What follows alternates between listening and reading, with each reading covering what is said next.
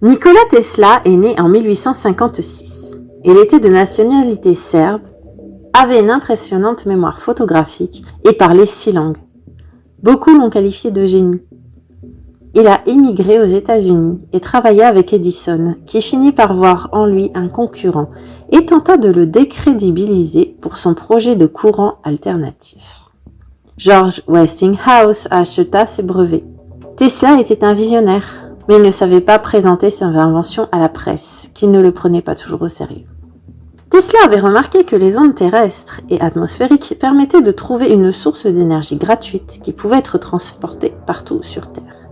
Il avait aussi compris qu'il y avait de l'énergie dans la ionosphère et que des pulsations électriques permettaient d'en capter en altitude.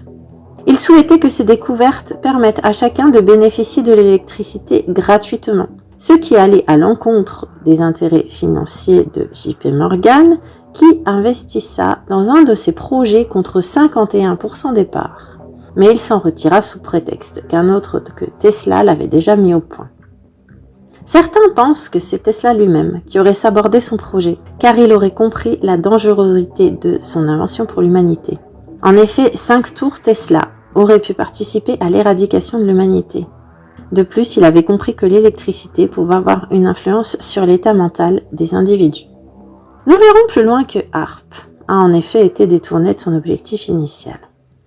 Par ailleurs, Tesla avait créé le rayon de la mort à des fins armées de dissuasion, mais les gouvernements ayant eu connaissance de ce projet ont utilisé ce projet 100 ans plus tard à des fins d'attaque. Ces brevets, conçus pour faire progresser l'humanité, ont été confisqués et utilisés à des fins de destruction et de contrôle.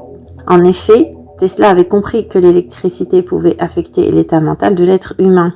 Quant à HAARP, il est aujourd'hui utilisé à des fins de dérèglement climatique et comme arme sismique. En effet, HAARP émet dans la ionosphère des ondes qui la chauffent comme un micro-ondes avec un risque de disproportion dans la magnétosphère. L'énergie peut en effet revenir à un endroit et frapper de manière plus puissante que la foudre. La manipulation de la ionosphère par cette technologie entraîne des tremblements de terre, des tsunamis, des cyclones, des nuages, et j'en passe. Si l'on ajoute à cela la géo-ingénierie, à savoir la diffusion de fibres de verre et d'aluminium via les chemtrails, on comprend le narratif de réchauffement ou de dérèglement climatique. Ces brevets ne sont pas les seuls à avoir été confisqués.